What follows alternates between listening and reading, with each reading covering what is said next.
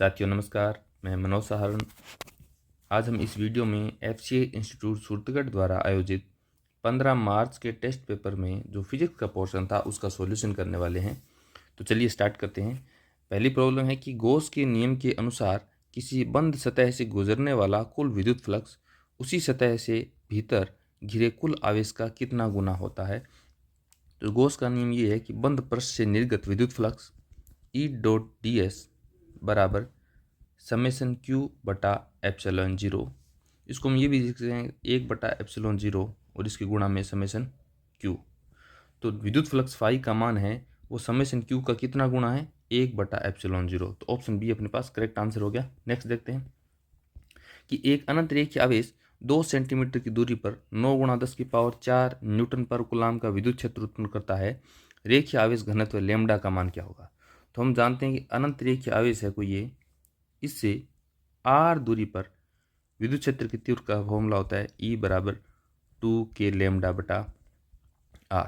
आज मैं फिर कह रहा हूँ ये फॉर्मूला बहुत ज़्यादा इंपॉर्टेंट है। क्यों? क्योंकि यहाँ पर विद्युत क्षेत्र की जो दूरी पर निर्भरता है वो E समानुपाती 1 बटा r है। ऐसी निर्भरता आपको कहीं दूसरी जगह नहीं मिलती।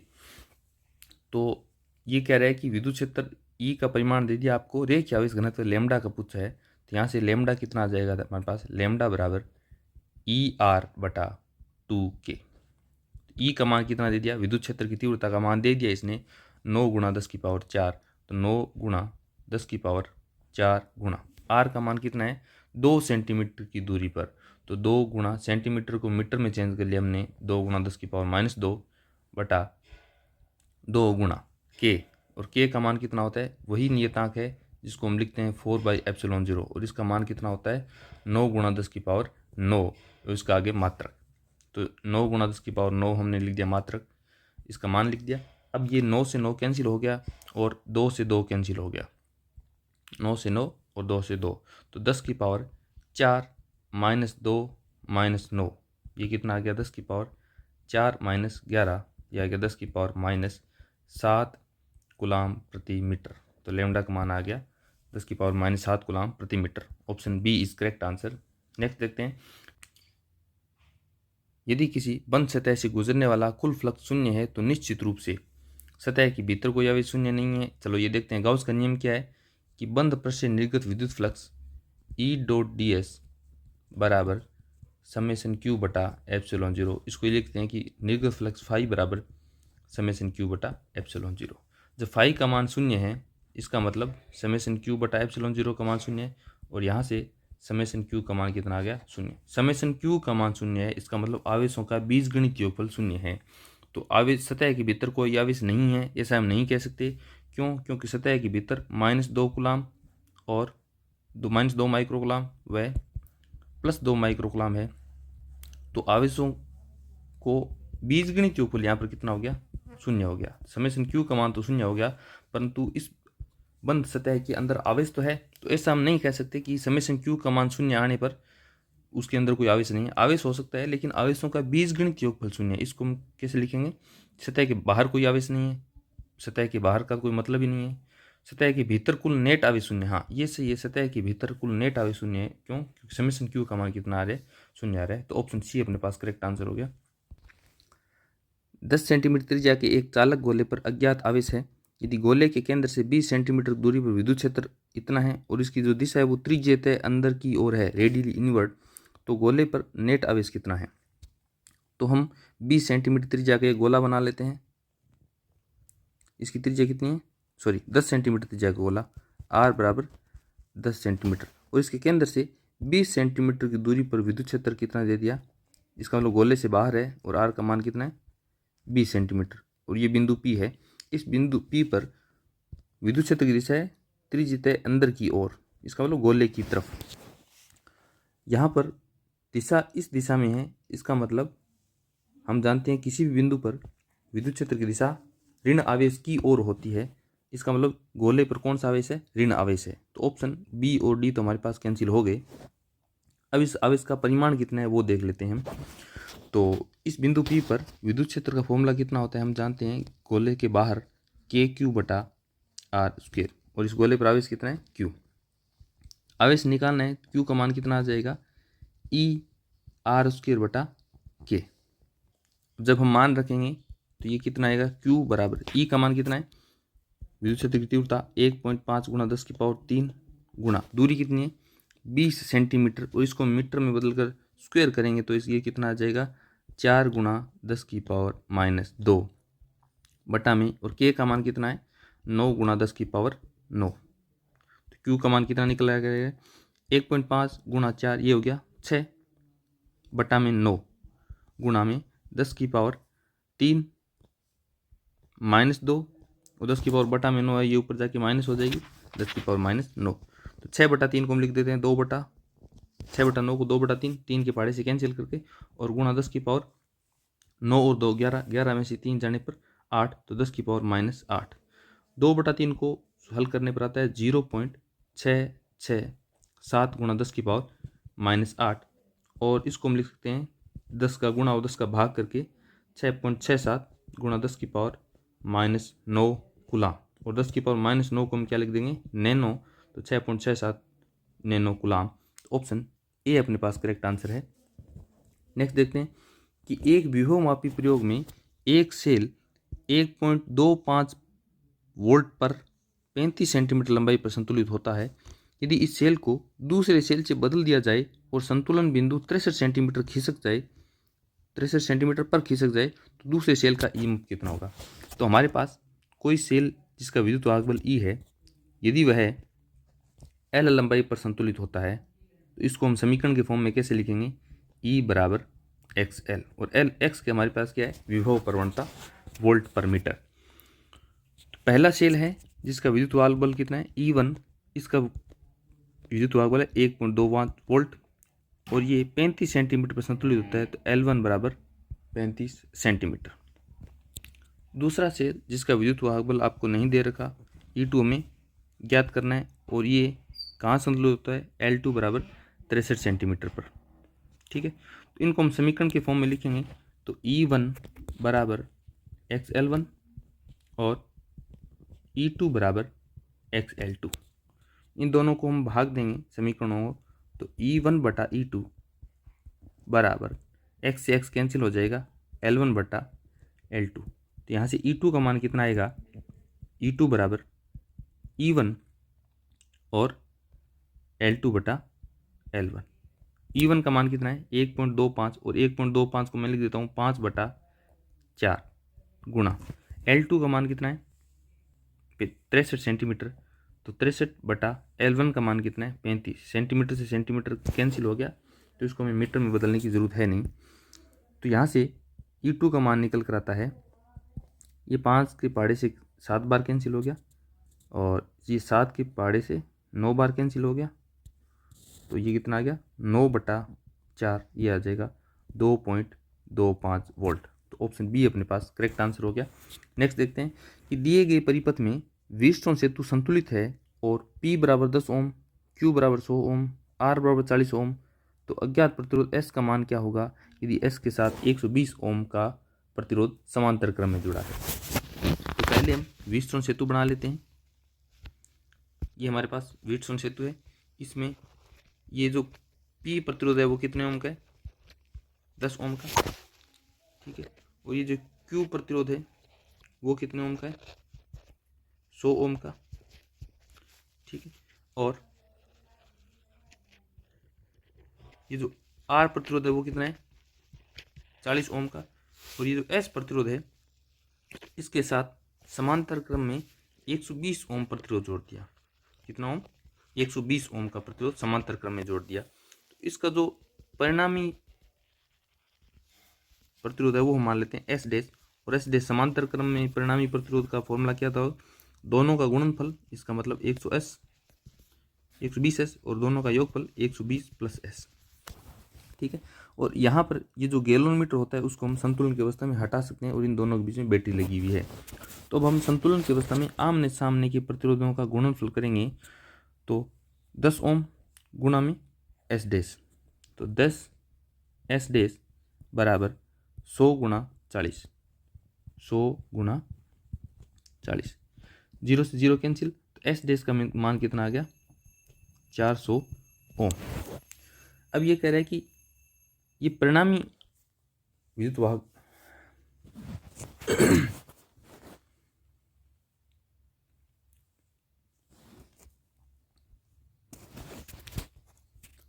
एस डेस का मान हमारे पास कितना है 120 एस बटा 120 प्लस एस 120 बटा 120 प्लस एस बराबर में ये कितना आ गया 400।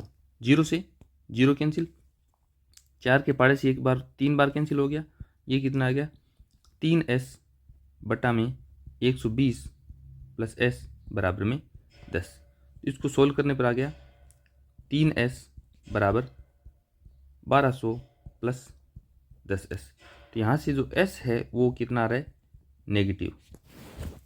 तो प्रतिरोध का मान कितना आ गया नेगेटिव, और प्रतिरोध नेगेटिव पॉसिबल होता नहीं है। इसका मतलब ये जो प्रॉब्लम फ्रेम की गई है इसमें कहीं मिस्टेक की हुई है, वास्तव में ऐसी कंडीशन पॉसिबल है नहीं। यदि S के साथ 120 ओम का प्रतिरोध लगा दिया तो ये समांतर क्रम में लगाने पर व्हीटस्टोन सेतु संतुलित अवस्था में तो नहीं रहेगा, ये ऐसा तो हम यहाँ से कह सकते हैं। क्योंकि जब संतुलित अवस्था में कंडीशन अप्लाई करें तो जो प्रतिरोध कितना आ रहा है नेगेटिव, तो इसके ऑप्शन कहीं नहीं मिल रहे मेरे को कि ऐसा पॉसिबल नहीं है, वो ऑप्शन नहीं है। तो इस 41 नंबर क्वेश्चन को डिलीटेड मान रहा हूँ मैं इस पेपर के लिए। 42 बात देखते हैं कि बोहर मॉडल के अनुसार इलेक्ट्रॉन की nवीं कक्षा में गतिज ऊर्जा k और कुल ऊर्जा E का संबंध क्या है। हमने देखा था कि गतिज ऊर्जा बराबर जो कुल ऊर्जा है उसको हम क्या करेंगे माइनस से गुणा करेंगे तब मिल जाएगी, और स्थितिज ऊर्जा को माइनस से गुणा करके 2 का भाग देंगे तब मिल जाएगी। ये गतिज ऊर्जा का जो नोटेशन k ले रहा है तो मैं t को k से रिप्लेस कर रहा हूँ। k बराबर माइनस ई, के बराबर माइनस ई बराबर माइनस यू बटा 2। गतिज ऊर्जा और कुल ऊर्जा में संबंध कितना है के बराबर minus E. Option B is correct answer. Next देखते हैं हीलियम आयन की प्रथम बोर कक्षा में इलेक्ट्रॉन का वेग हाइड्रोजन परमाणु की प्रथम कक्षा में इलेक्ट्रॉन के वेग का कितना गुना होता है। हम जानते हैं कि nवें स्तर में इलेक्ट्रॉन का वेग होता है वो समानुपाती होता है z बटा n के। तो ये कह रहा है कि दो अलग अलग परमाणु ले रहा है, एक तो हीलियम आयन है और दूसरा हाइड्रोजन परमाणु है। इसका मतलब दोनों के लिए z अलग अलग है और दोनों की प्रथम कक्षा है, प्रथम बोर कक्षा, और हाइड्रोजन परमाणु के लिए भी प्रथम कक्षा। इसका मतलब दोनों के लिए n का मान कितना है 1। तो n का मान 1 है तो इसका मतलब n कांस्टेंट हो गया। अब जो v है डायरेक्टली प्रोपोर्शनल टू z है, ठीक है। अब मैं यदि हाइड्रोजन के लिए और हीलियम आयन के लिए दोनों का यदि अनुपात लूँ तो वी एन समानुपाती जेड है, इसका मतलब जेड हाइड्रोजन बटा जेड हीलियम आयन। और जेड हाइड्रोजन कितना है 1 और जेड हीलियम कितना है 2 परमाणु क्रमांक। ये कह रहा है कि हीलियम आयन की प्रथम बोर कक्षा में तो वी एच ई प्लस ये कितना आ जाएगा 2VH, ठीक है। हीलियम परमाणु की प्रथम बोर कक्षा में इलेक्ट्रॉन का वेग हाइड्रोजन परमाणु की प्रथम कक्षा के इलेक्ट्रॉन का वेग का 2 गुना होता है। तो ऑप्शन सी अपने पास करेक्ट आंसर हो गया। एक आर त्रिज्या के अचालक गोले पर आवेश है वो रो बराबर के आर है। इसका मतलब आवेश है वो एक समान घनत्व नहीं है, आवेश घनत्व है रो बराबर के आर है, जहाँ के एक नियतांक है और आर केंद्र से दूरी है। तो गोले के भीतर केंद्र से आर दूरी पर विद्युत क्षेत्र का परिमाण कितना होगा। तो हम एक गोला ले लेते हैं, तो इसके केंद्र से हमें आर दूरी पर, कितनी दूरी पर आर दूरी पर विद्युत क्षेत्र निकालना है। तो आर दूरी, आर त्रिज्या का गाउसियन फर्स्ट ले लिया। अब हम आर त्रिज्या के अंदर ही एक अल्पांश गोला मान रहे हैं, गोलीय कोष मान रहे हैं, और जिसकी जो मोटाई है वो कितनी है dx है। इसकी मैंने जो छायांकित भाग बना रहा हूँ इसकी मोटाई कितनी है dx, और ये केंद्र से कितनी दूरी पर है x दूरी पर, ठीक है। तो केंद्र से x दूरी पर, केंद्र से x दूरी पर dx मोटाई का गोलीय कोष माना है। गोलीय कोष का आयतन कितना हो गया, का आयतन dv बराबर आधार का क्षेत्रफल x दूरी पर है, इसका मतलब आधार का क्षेत्रफल कितना आ गया 4πx², और इसकी मोटाई कितनी है, वो ऊंचाई का काम करेगी आगे dx। ये अल्पांश मोटाई का जो हमने अल्पांश मोटाई dx का जो गोलीय कोश लिया है उसका आयतन ले लिया। तो इस छायांकित भाग में आवेश कितना होगा, भाग में आवेश dq बराबर रो dv। तो छायांकित भाग में जो आवेश है वो कितना आ गया dq बराबर, तो रो को हम क्या लिखेंगे kx, r दूरी पर k आ रहा है तो x दूरी पर kx हो गया, और मोटाई कितनी है इसकी, अल्पांश आयतन कितना है 4πx² और dx, ये कितना आ गया 4πk(x³ dx। ये है अल्पांश मोटाई के गोलीय कोश में आवेश। ठीक है, अब r त्रिज्या के गोले का आवेश कितना होगा, गोले में आवेश, ये हम करेंगे समाकलन q बराबर dq का समाकलन कर देंगे, और समाकलन में dq का मान रख दिया हमने 4πk(x³ dx। x का मान कहाँ से कहाँ तक, 0 से लेकर r तक, तो ये कितना आ जाएगा q बराबर 4πk, और जब x³ का हम समाकलन करेंगे तो ये क्या आ जाएगा x⁴/4, और x का मान 0 से लेकर के r तक। जब ये मान रखेंगे हम upper limit minus lower limit, तो q का मान कितना आ जाएगा 4πk r⁴/4, -0 को नहीं लिख रहा हूँ मैं, 4 से 4 कैंसिल हो गया, q आ गया πk r⁴।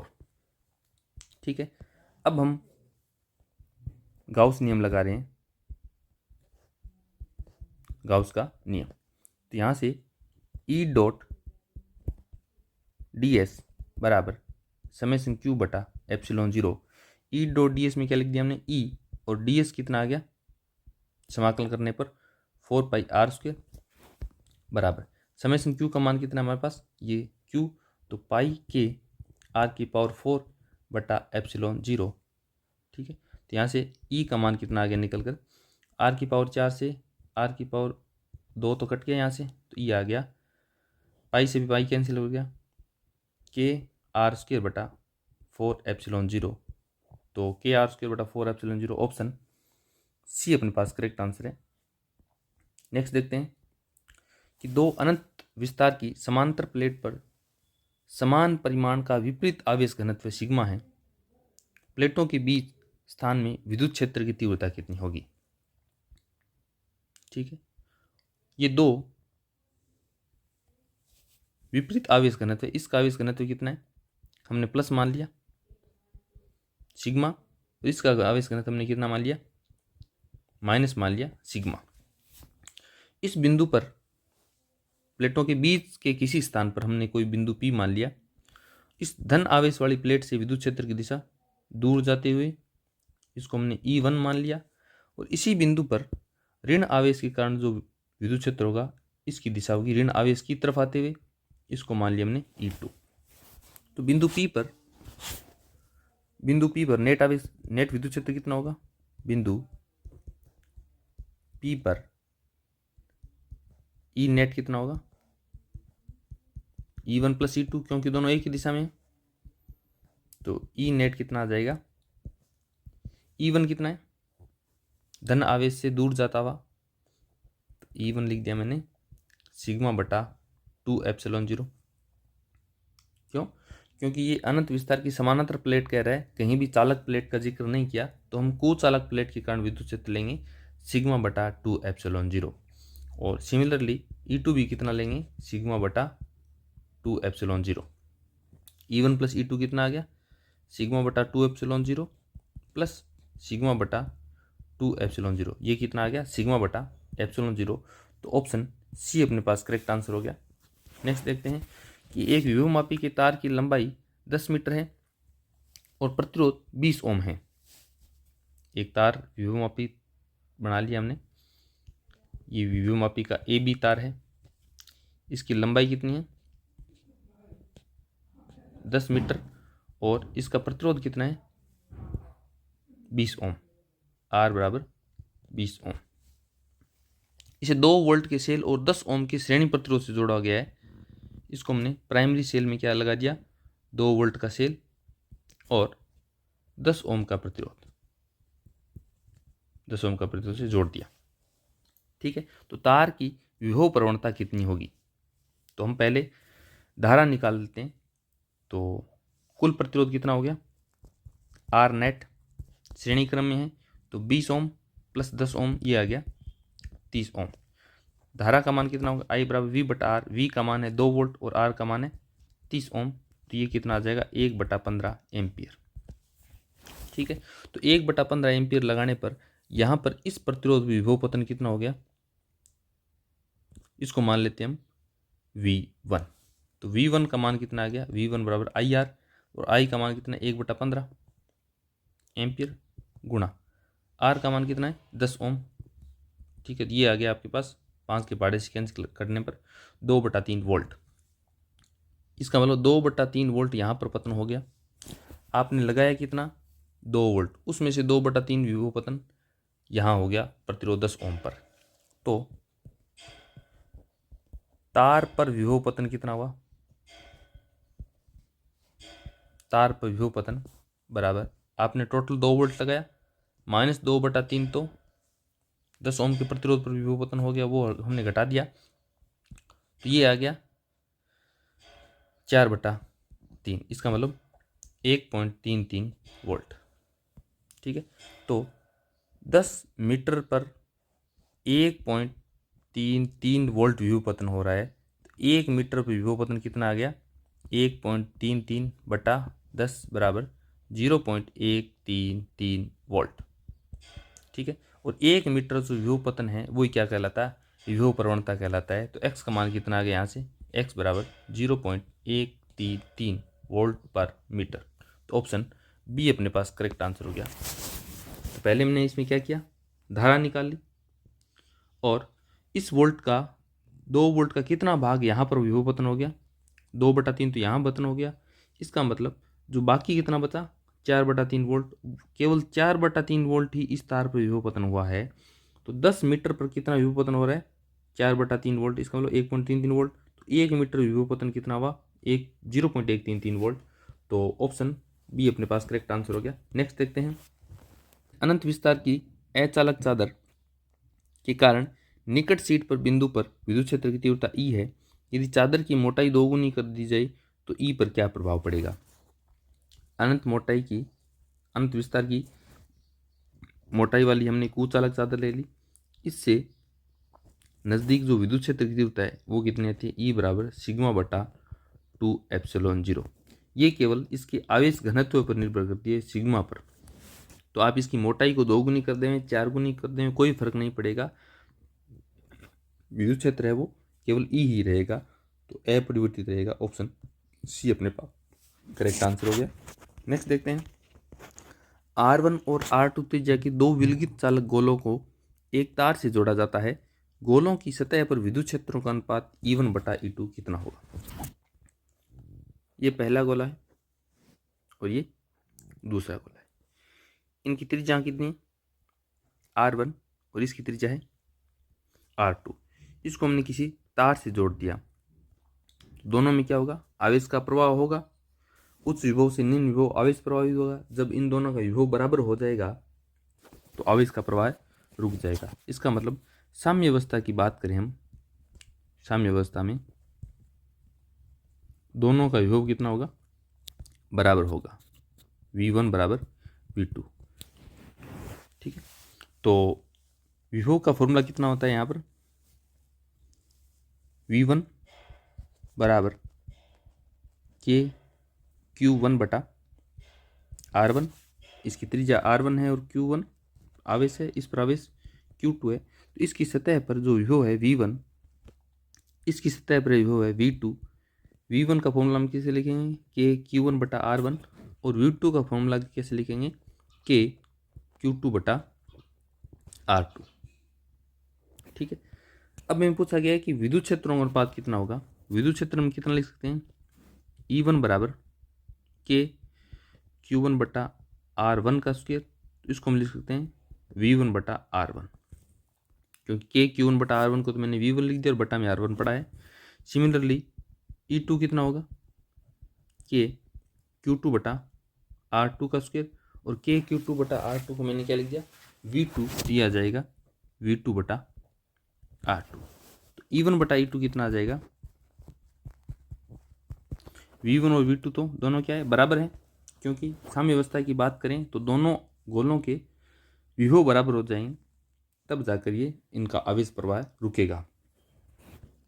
तो E1 बटा E2 आ जाएगा, इन दोनों का अनुपात लेंगे तो R2 बटा R1। तो ऑप्शन बी अपने पास करेक्ट आंसर हो गया। नेक्स्ट अपने पास एक विभवमापी के प्रयोग में E1 व E2 विद्युत वाहक बल के दो सेलों को श्रेणी क्रम में मतलब सहायक स्थिति में जोड़ने पर संतुलन लंबाई 50 सेंटीमीटर मिलती है। जब E2 को उलटकर विरोधी स्थिति में जोड़ दिया जाए तो संतुलन लंबाई 10 सेंटीमीटर मिलती है। तो दोनों सेलों के विद्युत वाहक बलों का अनुपात कितना होगा। ठीक है, ये हमारे पास विभवमापी है, इसका तार AB है पहले, और द्वितीय परिपथ में दो सेलों को हमने क्या कर दिया, पहले सहायक स्थिति में जोड़ा, इसका विद्युत वाहक बल E1 है और इसका विद्युत वाहक बल E2 है। ठीक है, आगे गैल्वेनोमीटर जोड़कर जब संतुलन स्थिति प्राप्त की तो ये मिली आपको L1 बराबर 50 सेंटीमीटर। तो हम जानते हैं कि E बराबर XL होता है, E बराबर XL होता है।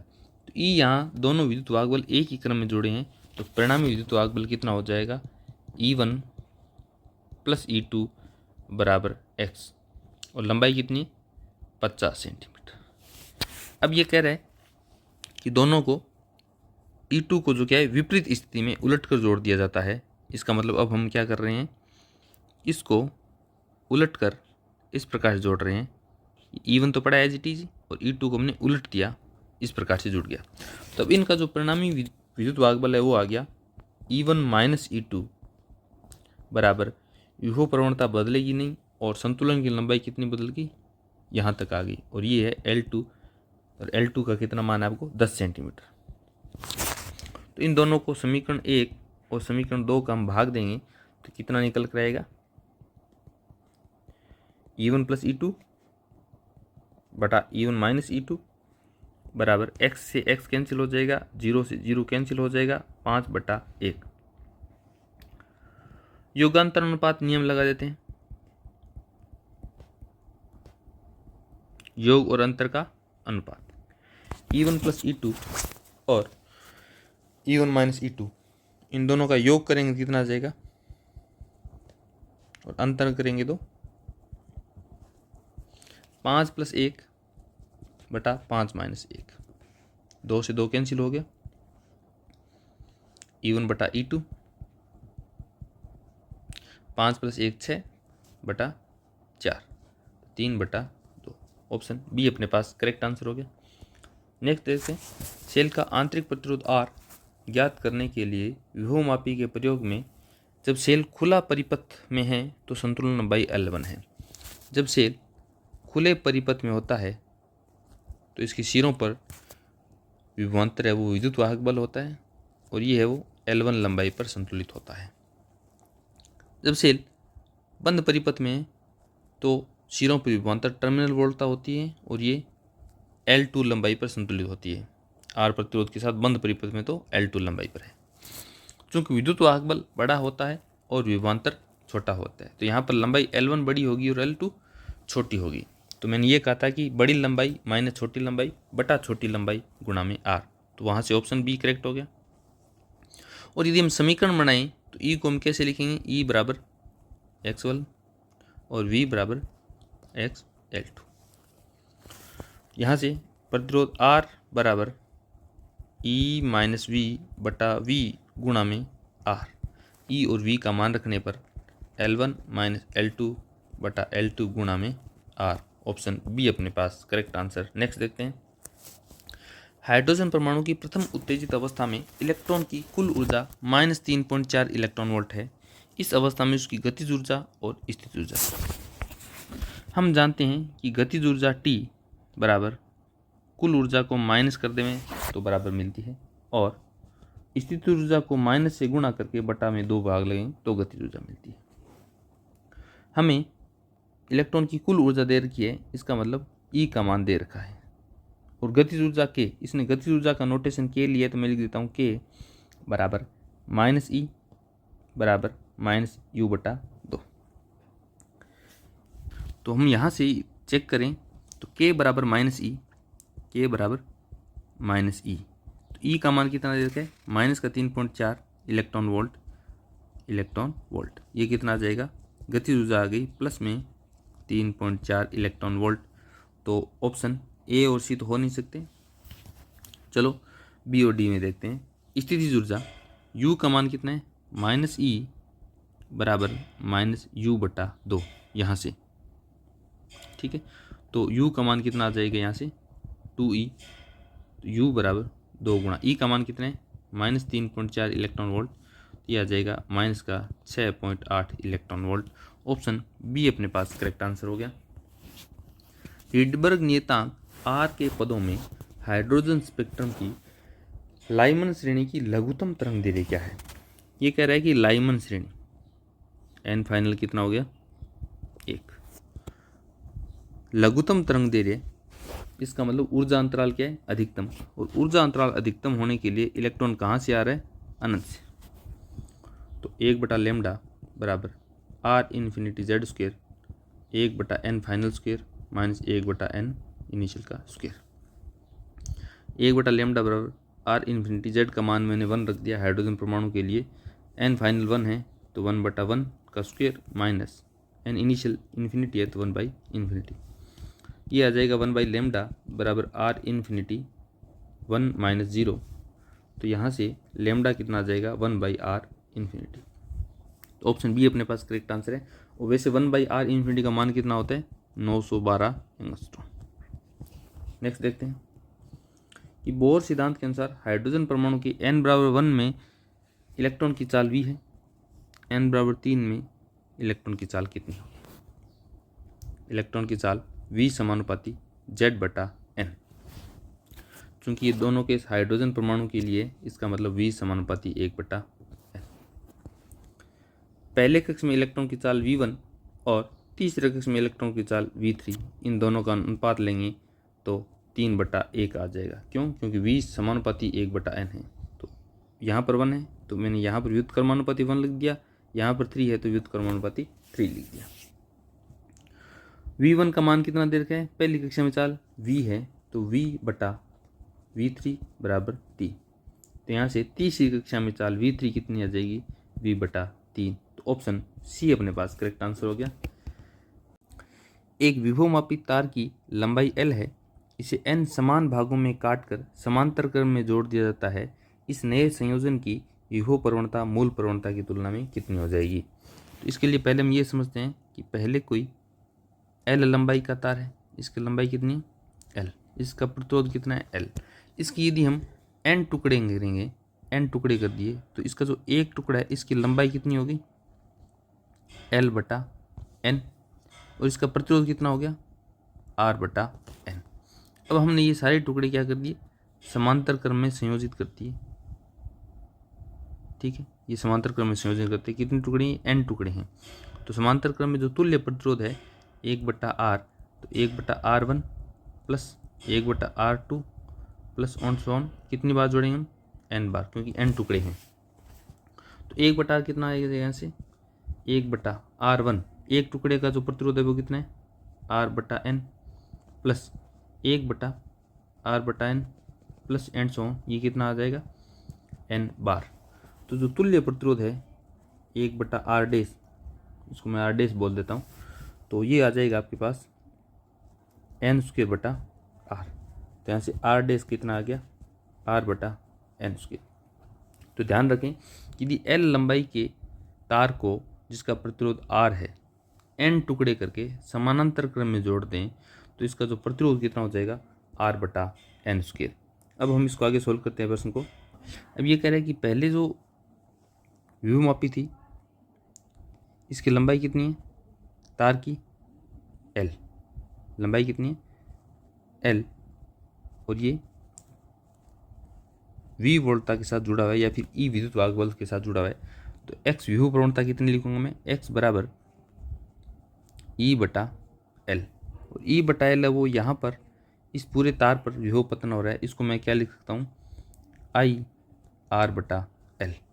R है इस तार का प्रतिरोध या प्रतिरोधी जो तार है विभवमापी का तार उसका प्रतिरोध है, तो विभव प्रवणता आ गई I R बटा L।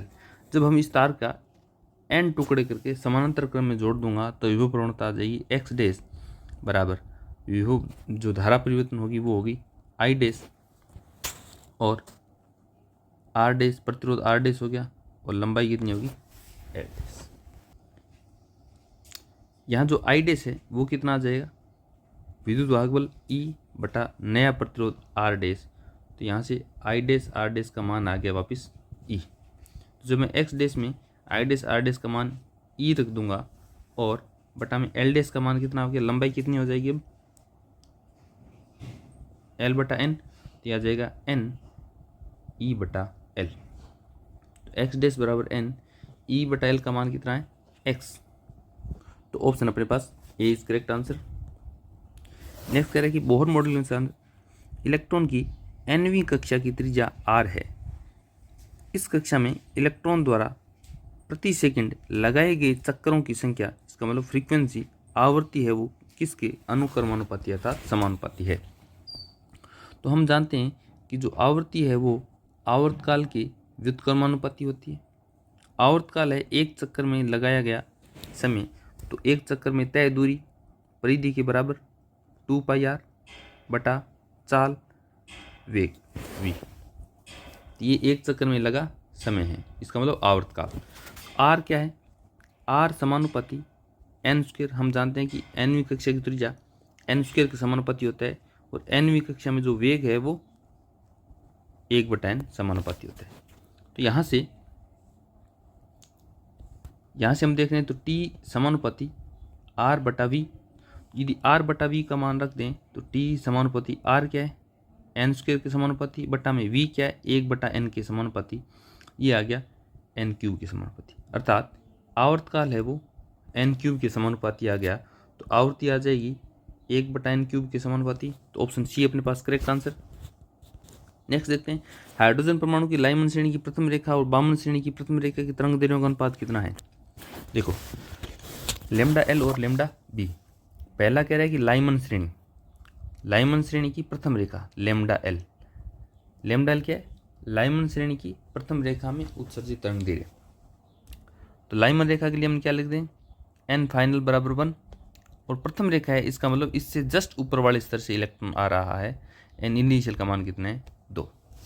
तो 1/लेमडा एल कैसे लिख पाएंगे हम, R infinity Z square hydrogen है तो जेड का मान मैंने 1 लिख दिया, 1/n final square minus 1/n initial का स्क्वायर। तो आर इन्फिनिटी n फाइनल कितना हमारे पास 1, तो 1/1 का स्क्वायर ये हो गया 1 माइनस n इनिशियल है 2, तो ये हो गया 1/4, ये आ जाएगा 3r इन्फिनिटी बटा 4। तो यहाँ से लेमडा एल कितना आ गया, रेसिप्रोकल करेंगे 4/3r इन्फिनिटी। और लेमडा बी हमारे पास है बामर श्रेणी की प्रथम रेखा, बामर श्रेणी के लिए n फाइनल कितना होगा 2, चूँकि प्रथम रेखा है इसलिए जस्ट ऊपर वाले स्तर से इलेक्ट्रॉन आ रहा है, तो n इनिशियल कितना हो गया 3। तो यहाँ से लेमडा 1/लेमडा बी कैसे लिखेंगे, r इन्फिनिटी 1/n फाइनल का स्क्वायर ये कितना आ जाएगा 4 माइनस 1/n इनिशियल स्क्वायर ये कितना आ जाएगा 9, तो ये आ जाएगा हमारे पास r इन्फिनिटी 9 माइनस 4 5/36। तो यहाँ से लेमडा बी का मान कितना आएगा, लेमडा बी बराबर 36/5r इन्फिनिटी। प्रश्न में पूछा गया लेमडा एल बटा लेमडा बी, तो लेमडा एल बटा लेमडा बी निकालना चाहें तो लेमडा एल का मान कितना है 4/3r इन्फिनिटी बटा में बटा, तो इसको हम रिवर्स कर देंगे 5r इन्फिनिटी बटा 36, 9 चौका 36, r इन्फिनिटी से r इन्फिनिटी कट गया, 5/9/27। ऑप्शन बी अपने पास करेक्ट आंसर हो गया। नेक्स्ट देखते हैं, चलो ये सेम है।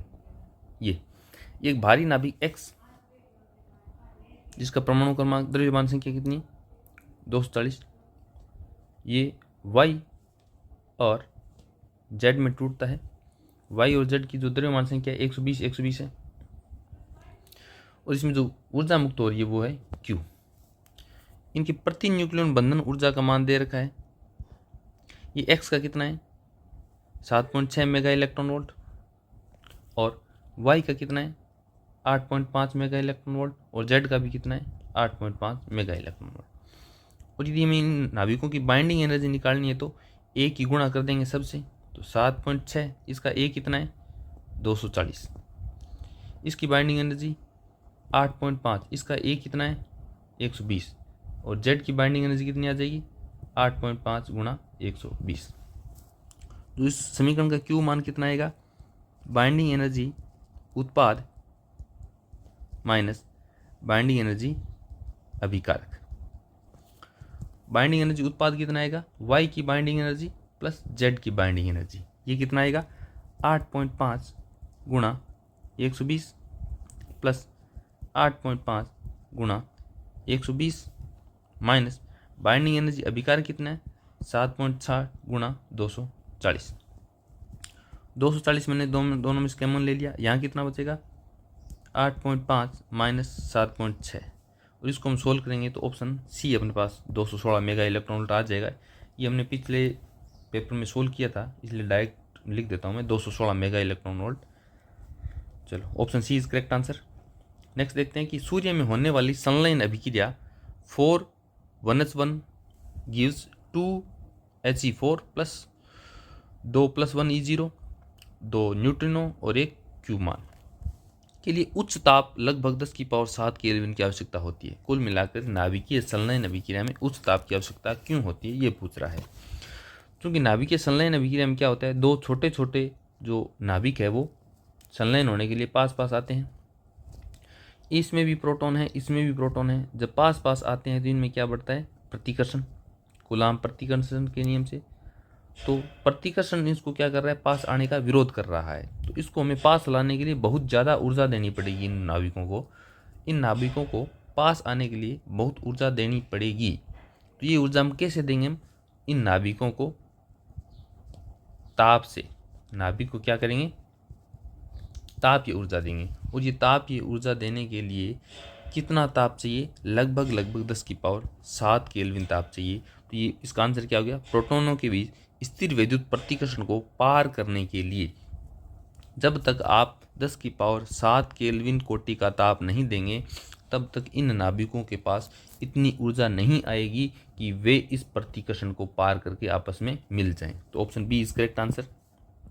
नेक्स्ट देखते हैं कि यूरेनियम 235 के विखंडन में न्यूट्रॉनों की गति को कम करने के लिए मंदक के रूप में भारी जल का प्रयोग किया जाता है। मंदक का मुख्य कार्य है, देखो न्यूट्रॉनों को अवशोषित करना नहीं, इसके लिए हम कैडमियम की छड़ लेते हैं, कैडमियम की छड़। प्रोटॉनों को उत्पन्न करना नहीं, विखंडन को रोकना नहीं, विखंडन तो हमें करना है। तो न्यूट्रॉनों की गतिज ऊर्जा को तापीय ऊर्जा स्तर तक लाना।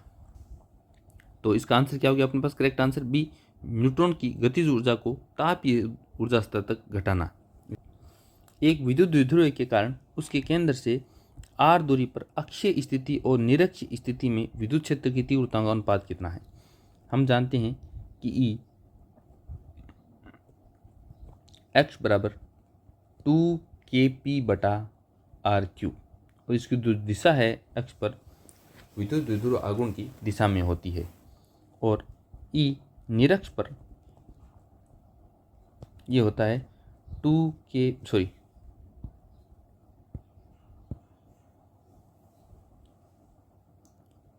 kp/r³ और इसकी जो दिशा है वो विपरीत दिशा में होती है। अक्ष पर विद्युत द्विध्रुव आघूर्ण की दिशा में और निरक्ष पर विद्युत द्विध्रुव आघूर्ण की विपरीत दिशा में। और यदि इनकी परिमाण की बात करें तो E अक्ष अनुपात E निरक्ष ये कितना आ जाएगा 2:1। तो ऑप्शन बी अपने पास करेक्ट आंसर है। ध्यान रखें ई अक्ष पर विद्युत क्षेत्र ज़्यादा होता है, ई निरक्ष पर विद्युत क्षेत्र कम होता है। तो ये भी ध्यान रखें कि 1:2 लिखना है या 2:1। पहले ये कह रहा है कि अक्षीय स्थिति और बाद में कह रहा है निरक्षीय स्थिति, इसका मतलब option B is correct answer. Next देखते हैं, दो समान आवेश Q r दूरी पर रखे हैं, इनके बीच मध्य तीसरा आवेश Q रख दिया जाता है। यदि यह निकाय साम्य अवस्था में हो तो स्मॉल q का मान कितना होगा। तो प्रॉब्लम हमारे पास ये है कि दो आवेश Q कितनी दूरी पर रखे हैं, r दूरी पर, इनके बीच में एक तीसरा आवेश रख रहे हैं स्मॉल q एकदम मध्य में, और ये निकाय क्या है, साम्य अवस्था में। इसका मतलब सारे जो आवेश है, ये आवेश और स्मॉल q आवेश, इन पर जो परिणामी बल है वो कितना है, 0 है। इस पर परिणामी बल 0 है, इसका अर्थ क्या हुआ, इसको जो प्लस कैपिटल Q है वो प्रतिकर्षित करेगा। ये बल कौन लगा रहा है, कैपिटल Q। तो परिणामी बल 0 है इस पर, इसका मतलब जो स्मॉल q है वो इसको आकर्षित करेगा, इसका मतलब FQ इधर लगाएगा। और स्मॉल q को इसे आकर्षित करने के लिए इसकी जो प्रकृति है वो क्या होनी चाहिए, q की नेगेटिव होनी चाहिए। इसका मतलब यदि q पॉजिटिव है तो स्मॉल q नेगेटिव होगा। तो ऑप्शन सी गलत हो गया, ऑप्शन डी गलत हो गया नेचर के हिसाब से। अब हम क्या करते हैं, स्मॉल q का परिमाण देखते हैं। तो नेट फोर्स 0 है, इसका मतलब FQ बराबर FQ। F स्मॉल q क्या है, स्मॉल q द्वारा कैपिटल Q पर लगाया गया आकर्षण बल, और FQ क्या है, इस Q द्वारा इस कैपिटल Q पर लगाया गया प्रतिकर्षण बल। तो Q बटा इनके बीच की दूरी कितनी है, r/2, तो r/2 का स्क्वायर बराबर Q इन दोनों के बीच की दूरी कितनी है, कैपिटल R का स्क्वायर, स्मॉल r का स्क्वायर। तो यहाँ से जो Q निकल कर आएगा वो आएगा Q/4। तो ऑप्शन बी अपने पास क्या हो गया, करेक्ट आंसर। नेक्स्ट देखते हैं, एक L लंबाई की रेखीय आवेश घनत्व लैम्डा वाले तार को गाउसियन घन के केंद्र से गुजारा जाता है। यदि घन की भुजा L है तो अधिकतम फ्लक्स कितना होगा। देखें, हमने एक गाउसियन घन बना लिया, क्या बना लिया कि गाउसियन घन, इसका केंद्र ये है, तो इसकी भुजा है L, इसकी भुजा L है। तो जो रेखीय आवेश घनत्व लैम्डा है उसको यदि हम अधिकतम लंबाई की बात करें तो इसको विकर्णतः अभिमुख रख दें, तो इस तार की जो लंबाई है वो अधिकतम आएगी इस गाउसियन पृष्ठ में। भुजा L है तो इसकी विकर्ण की लंबाई कितनी होगी, √3L। ये प्रश्न वही है जिस प्रकार से रीजनिंग में आते हैं कि L लंबाई भुजा वाला एक घन आकृति का एक कमरा है, उस कमरे में कितनी लंबाई का, अधिकतम लंबाई का बांस रखा जा सकता है। तो ये √3L हो गया, ठीक है। लैम्डा बराबर आवेश बटा लंबाई, तो इसमें आवेश कितना हो गया, इस लंबाई में, इस टोटल लंबाई में आवेश कितना हो गया, Q बराबर लैम्डा L। आवेश घनत्व लैम्डा है, प्रश्न में कह रखा है, और इसकी लंबाई कितनी है घन के अंदर, √3L। ये अधिकतम फ्लक्स की बात कर रहे हैं, इसलिए हम अधिकतम लंबाई की चर्चा कर रहे हैं। तो फ्लक्स फाई बराबर Q/ε0 होता है, ये फाई मैक्सिमम है, Q भी कितना है, मैक्सिमम है, और Q मैक्सिमम होने के लिए L भी हमने क्या लिया है, मैक्सिमम, और L मैक्सिमम होने के लिए इस तार को हमने क्या लिखा है, विकर्णतः अभिमुख रखा है, और Q मैक्सिमम का मान कितने, √3 λL/ε0। Option B is correct answer. Next देखते हैं कि विद्युत क्षेत्र ये द्वारा y z तल में स्थित 10 यूनिट क्षेत्रफल वाले पृष्ठ से संबंध फ्लक्स क्या है। तो हम एक फ्रेम बना लेते हैं XYZ। यहाँ पर ये कह रहा है कि YZ तल में, तो YZ तल कौन सा है, ये हमारे पास YZ तल है, इसमें एक क्षेत्रफल रख दिया, और इस क्षेत्रफल की दिशा क्या होगी, लंबवत, तो ये दिशा होगी IK। तो इस सदिश क्षेत्रफल को मैं क्या लिखूंगा, इसकी जो मात्रक है वो जो परिमाण है वो कितना आ गया, 10 यूनिट, और इसकी जो दिशा है वो क्या है, IK। फ्लक्स फाई कितना होगा, E vector dot A vector, E कितना है, 3IK + 4j cap plus 5k cap, और डॉट प्रोडक्ट करना है कितना 10 आई कैप के साथ। कितना आ जाएगा, आई कैप का आई कैप के साथ डॉट प्रोडक्ट तो आएगा नॉन जीरो, और वो आ गया हमारे पास 30, प्लस जे कैप का आई कैप के साथ 0 और के कैप का आई कैप के साथ 0, डॉट प्रोडक्ट ये 0 हो गए, तो कितना आ गया 30 unit. Option C is correct answer. Next देखते हैं कि दो समानांतर अनंत आवेशी चादर ले ली, समान पृष्ठ आवेश घनत्व है, इसका भी कितना है प्लस सिग्मा, और इसका भी कितना है प्लस सिग्मा, दोनों का आवेश घनत्व क्या है समान है। तो इस प्लेट के कारण यहाँ जो आवेश विद्युत क्षेत्र है वो इससे दूर जाता होगा, E1 मान लेते हैं, ये पहली प्लेट है, ये दूसरी प्लेट है, और दूसरी प्लेट के कारण इस बिंदु पर विद्युत क्षेत्र है वो इससे दूर जाता हुआ होगा, ये हो गया E2। चूँकि E1 और E2 दोनों क्या है बराबर है, इसका जो परिमाण कितना है सिग्मा बटा 2 एप्सिलॉन 0। तो यहाँ पर इस बिंदु पर जो ई नेट आएगा वो कितना आ जाएगा, ई नेट बराबर 0। परंतु यदि वो सिग्मा पहली प्लेट और दूसरी प्लेट पर, एक पर तो प्लस सिग्मा होता और दूसरे पर माइनस सिग्मा होता, तो इन दोनों की दिशा एक ही हो जाती और ई नेट कितना हो जाता सिग्मा बटा एप्सिलॉन 0। परंतु दोनों की प्रकृति एक होने के कारण ई की जो दिशा है विपरीत होगी और ई नेट कितना आ गया 0। Option B is correct answer. तो हमने आज का ये टेस्ट सॉल्यूशन कर लिया है, ये मैं टेलीग्राम चैनल पर शेयर कर दूंगा आपको इसका सॉल्यूशन। तो thank you for watching this video.